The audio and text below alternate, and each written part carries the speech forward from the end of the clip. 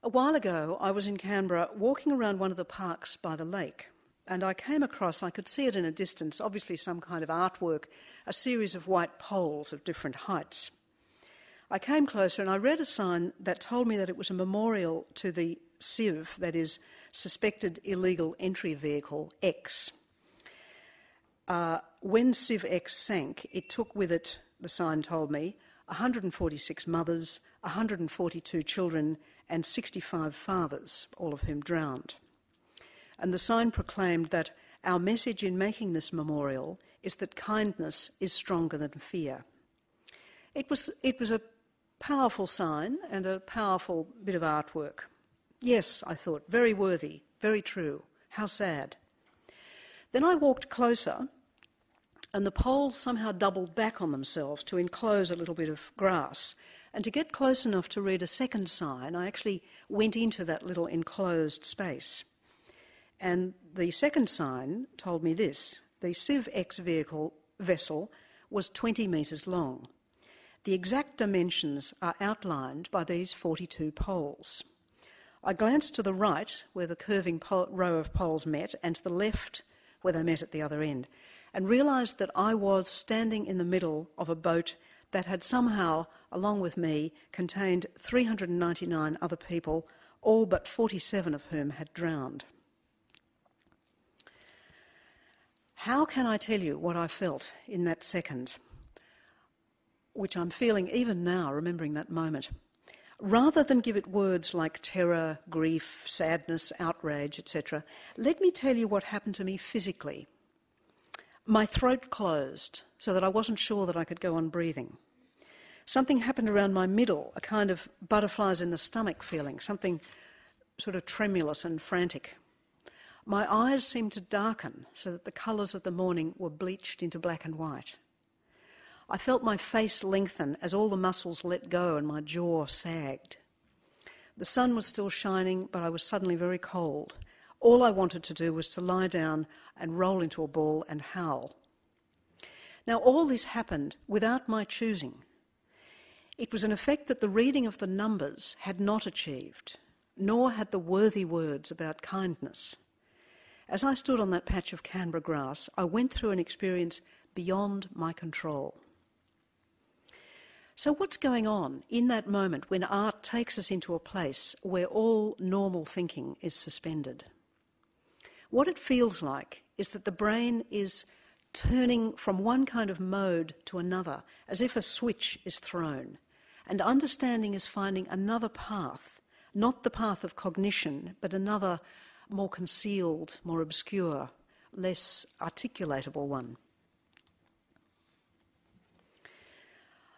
I learned recently what neuroscience is discovering about how we learn to read. You see, I have become a neuroscience bore. Apparently we're hardwired for language, that's embedded in our brains, but we're not hardwired for reading. So when we're first confronted with the challenge of reading, our brain has no ready-made path for it, as it apparently does for language.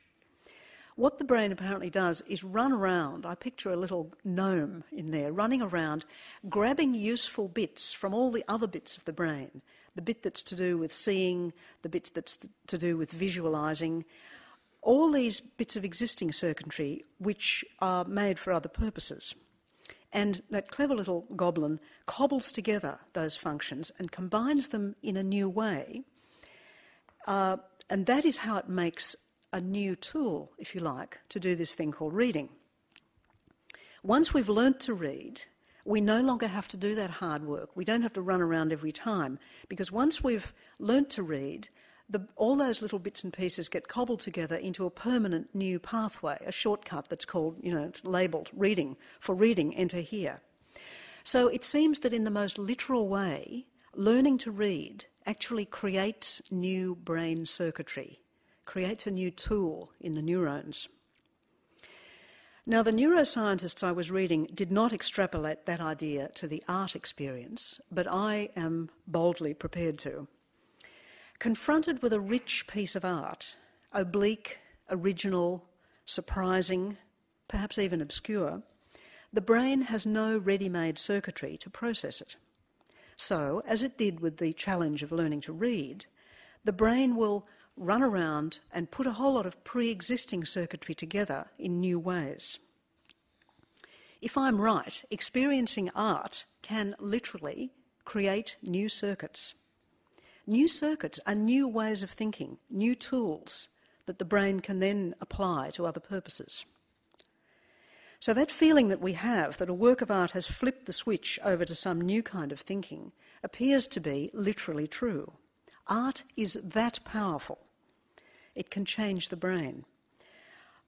Any neuroscientists in this audience may tell me later that I've got the neuroscience all wrong, but I think there is a truth in this, and I have only to say that Kafka got to it before I did, and he's probably smarter than I was. Now, he was a man with an oeuvre. And Kafka said, "A book is an axe for the frozen sea within us." Now, if that's not a description of setting up new brain circuitry, I don't know what is. This is a tiny bit from the novel called Housekeeping by Marilyn Robinson. She had married the silent Methodist Edmund, who wore a necktie and suspenders even to hunt wildflowers, and who remembered just where they grew from year to year, and who dipped his handkerchief in a puddle to wrap the stems, and who put out his elbow to help her over the steep and stony places with a wordless and impersonal courtesy. The rising of the spring stirred a serious, mystical excitement in him and made him forgetful of her. He would pick up eggshells, a bird's wing, a jawbone, the ashy fragment of a wasp's nest. He would peer at each of them with the most absolute attention and then put them in his pockets where he kept his jackknife and his loose change. He would peer at them as if he could read them and pocket them as if he could own them. This is death in my hand. This is ruin in my breast pocket where I keep my reading glasses. At such times he was as forgetful of her as he was of his suspenders and his Methodism. But all the same, it was then that she loved him best, as a soul all unaccompanied, like her own. Well, for some of you that passage would have been just words, and not especially interesting ones at that. For others, it might have touched some string within and set it resonating, as it did with me. And that's one of the things about art. People disagree about it. You could almost say, if it doesn't make people argue, it's not art. And it's not just because it's ambiguous. There's something else going on as well, I think. And that is that each of us brings our own experiences, our prejudices, our memories to a work of art. Each of us looks at that through that unique lens. So we all heard the same words when I read that bit of Housekeeping, but we all saw different things in our mind's eye. In that sense, the work is made freshly by each reader, and each reader is enriched in a way specific to them. Now, far from being a weakness with art, I think that's one of its great sources of power. Each time the work of art enters a new consciousness, it shifts its shape to engage with what is already in that consciousness. To use another scientific analogy that will probably horrify any biochemists here, I might as well have a clean sweep, having probably horrified the neuroscientists. My theory is you can liken the artwork to a virus. Now, a virus has an interesting quality. It has no DNA of its own. It can't replicate itself on its own. What it has to do is get into a cell and actually hijack the DNA in the cell, and it can then start its evil process of producing more swine flu. Now, I think art, this is a good analogy for art. Art enters the host, and to use the words of a biochemical book, it multiplies by pirating the metabolic machinery of the host cell. Now, one of the things that means is that it has the effect of fooling the body's response to a foreign body, because once it starts to replicate, it doesn't feel like a foreign body. It's using your own DNA. It feels like part of yourself, and therefore it won't be rejected, although hopefully swine flu is at some point. I didn't get that far in the book. But with art, I mean, that's exactly how it feels, isn't it? When you make a work of art when you really feel deeply about a work of art, it feels as if you made it yourself, and in a way you did. In a way, the artwork, you can say, I have made that artwork mine, but actually I think it's the other way round. It has made us, it. Auden put it much more deftly. He said, a real book is not one that we read, but one that reads us. So let's go back to this idea of resisting change. It begins to look as though art might have a couple of unique qualities that could be relevant to that. One, it can change brains. And two, once it's broken through and changed the brains, that new way of thinking doesn't feel like something that's come from the outside. So that means that perhaps we do, after all, have tools that can break through the ice pack of hindsight bias, confirmation bias, scope neglect, and the need for closure bias. You might say this puts a pretty heavy responsibility on artists. Does this mean that we should all be writing books about putting on another jumper and sonnets about turning the hall light off? Well, sure, if that's the way our creative impulses direct us. But I don't think that art can be done to order. The most powerful art, in my opinion, comes from somewhere other than a conscious desire to persuade. Our job is to break the ice pack, to create a different kind of response, one that's beyond the sort of oppositional positions of the intellect, the yes it is, no it isn't kind of debate. Those debates can be argued forever, and in the case of climate change, no one can actually prove anything about climate change until after it's happened, by which time, of course, it will be far too late for the human race. Art, it seems to me, offers a way beyond those deadlocks of the reason and the intellect. It creates, so to speak, a climate in which things can be understood in another way. And I think our job as artists is to offer that alternative way of responding.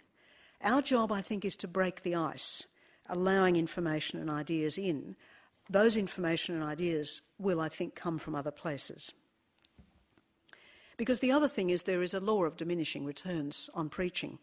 In fact, having been speaking for 30 minutes, I can feel it happening to myself.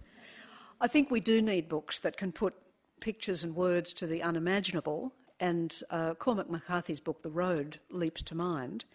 But you have to be impelled to write it. I don't think we all have a responsibility to do that. But I think there is one responsibility we have, because as writers, we are also citizens and we are voters. We are privileged with education and the skills of both reading and writing.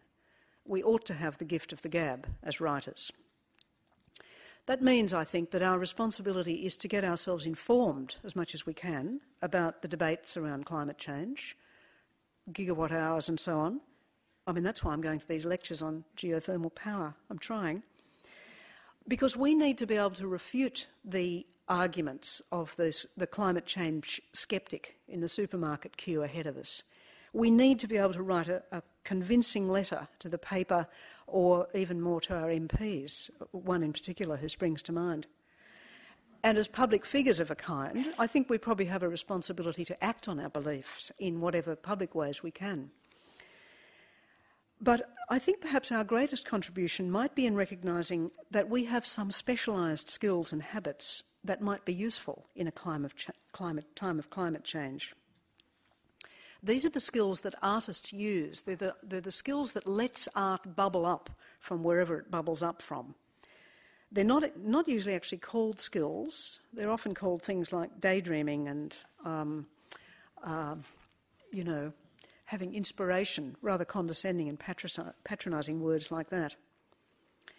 But I think we do have these slightly different ways of problem solving which we can offer.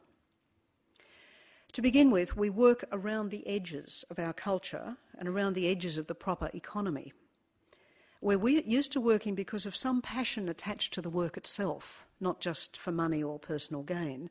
In other words, we're a bit weird. Our values overlap with the values of our culture, but they're not identical. You might say we're in our culture, but we're not quite of it. And I think what that means is that writers, or artists in general, are very often seem to sense or articulate a bit ahead of time what's about to happen. It's as if we pick up the first zephyrs of the wind of change and push them forward, give them words or pictures into the consciousness of the wider society. Artists also know about the truth that can be found in untruth. We take bits and pieces from the culture around us and put them together in ways they were never intended for. Bits of science, bits of magic, bits of past, bits of the future. The ways we put them together are wrong, but they're also right. Historians know more about the past, scientists know more about the future than we do. What we know about is the continuous present of the puzzle of being humans, the mysteries of why we are the way we are, and why we do the things we do. Would any man picking up the ashy fragment of a wasp's nest really think, this is death in my hand and ruin in my breast pocket? Well, in art, the answer is always both yes and no. Metaphor is the currency of art, and that's a coinage that has no measurable exchange rate. As Emily Dickinson says it so beautifully, tell all the truth, but tell it slant. Success is in circuit lies. Writers also have ways of going into the darkest places and taking their readers with them, but coming out safely again. All those clever ways of not looking at the truth that the psychologists know about are really ways of not going into the dark place. And with reason, it's scary in there. It might overwhelm us. But without the process of mourning, which I think involves plunging into that dark place and walking through it until we get to somewhere else, we are doomed to the paralysis of melancholia. And specifically, in the shadow of the change bearing down on us, we have to confront what we're about to lose, not just kind of turn away helplessly. Writers also might be able to have a go at rescuing the language from eco-vandals, or at least to shout out our outrage at how language is being hijacked. How can a shopping bag made of thick strands of woven plastic really be green, even if it is coloured green? What are eco-baked beans? And what about the corruption of thinking embedded in this advertisement for air conditioning that I saw recently? Creating climate change in your own home. How dare they? The other thing is, I think we're very good at a particular sort of problem solving, which I think of as the top of the fridge problem solving. What it is this: you've lost your car keys. You know they're somewhere in the house because the car is sitting out there on the driveway. And you go through everything, you come back in the door again with another set of keys and try, all the tricks of the rational mind to think, what the hell did I do with those keys? And you work yourself up into a lather. And in fact, the other day on the radio, I heard a piece of music and I realised that Beethoven has written the soundtrack for this bit of your day. It's a wonderful little piece called Rage Over a Lost Penny. Anyway, finally you give up, and in order to hopefully lower your blood pressure, you do the dishes. And just as you're balancing the white plate against the blue mug and thinking, I must get more detergent, it comes to you. The keys are on top of the fridge. No thinking, no going through anything, just a holistic moment of watching yourself put the keys on the top of the fridge. Now, what is that? It is the most useful thing which we all use every day. Life could not go on without it. And yet, does it have a name, that kind of intelligence? If anything, it's inspiration, intuition, these ironic, patronising labels. We do not get diplomas in that kind of thinking, and yet we probably should. But this kind of problem solving is where the answers to the toughest problems come from, and it seems to be that artists are experts at that. This is our stock in trade, this kind of thinking. You cannot think your way into a work of art. You have to almost surrender yourself to something, that sort of it that knows where your keys are, in order to let that artwork bubble up.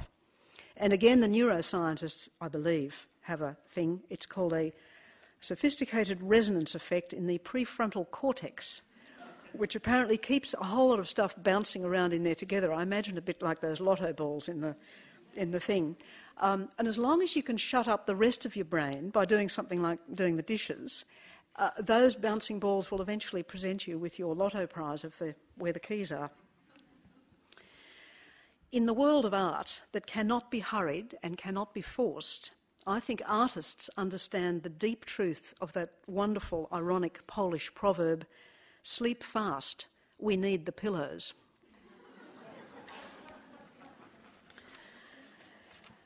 I was going to talk at this point about the fact that there is resistance to the... Perhaps I will. Will I? How am I going for time? Beautiful. Keep going. Okay.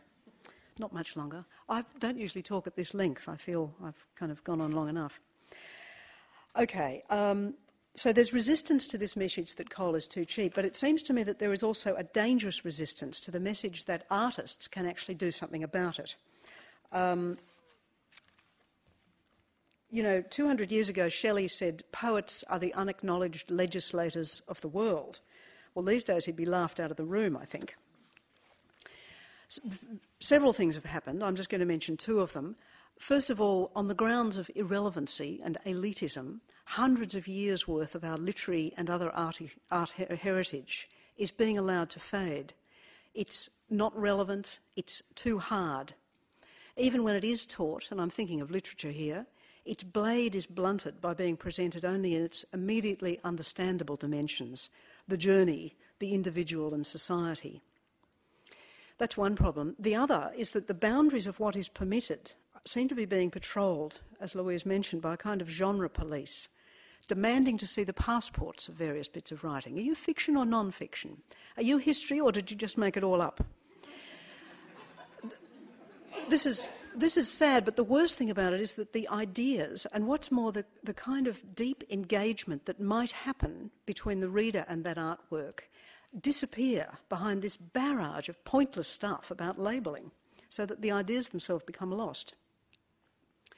And I think this resistance comes from the fact that art goes into places in the psyche that are not comfortable to be in. Art gets into your vitals and turns you inside out. That bit of lawn in Canberra was not a comfortable place to be.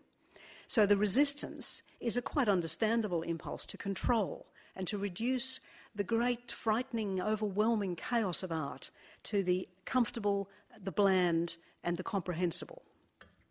Difficult art is like the spinach that your mother, if you were lucky, made you eat as a child. You didn't enjoy it, and you didn't see the point. But if those vitamins and minerals were inserted into your molecules at that age, they are there then for you to draw on in later life. Thank you, Mum, for all the spinach and lamb's fry. And I think art is a bit the same.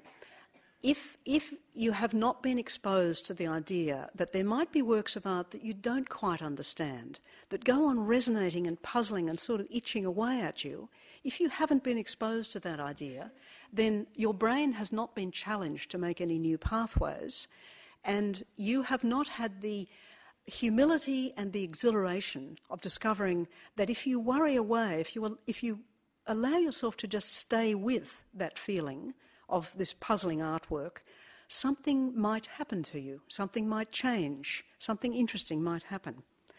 So that means that young people who are going to be on the front line of this appalling stuff that's going to happen in our future are the very ones that have been denied that sort of artistic spinach. They only know things that can be readily quantified and readily understood.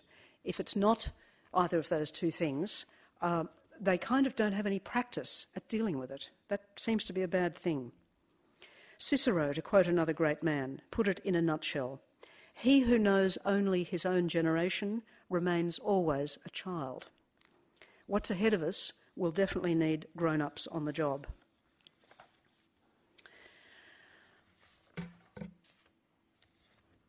So, at that point I was going to read a wonderful poem which was my mother's favourite poem, but I'm not going to read it. I'm going to ask you to go home and read it.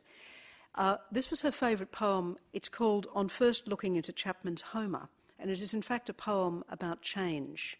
It's a poem about how art can take us into a moment where we stand, as it says here, when a new planet swims into... I felt like some watcher of the skies when a new planet swims into his ken, or like stout Cortez when with eagle eyes he stared at the Pacific and with all his men looked at each other with a wild surmise, silent upon a peak in Darien. That wild surmise, I think, is what art can do. So I recommend you go and read the poem. If writers and writing are to have any part in this time of change, if we're going to be, as they say, stakeholders in it, I think our first task is to assert that we do have something to contribute. Let's recognise the power of art to bring about change at the molecular level of the organism. As writers, let us pick up that axe that Kafka mentions and hone it to a fine old edge. Let's hoist it up onto our shoulders and swing it with a mighty arm. Let us write with passion. Let us write deeply into the mysterious folds of the human interior. Let us write as if it matters, because it does. Thanks.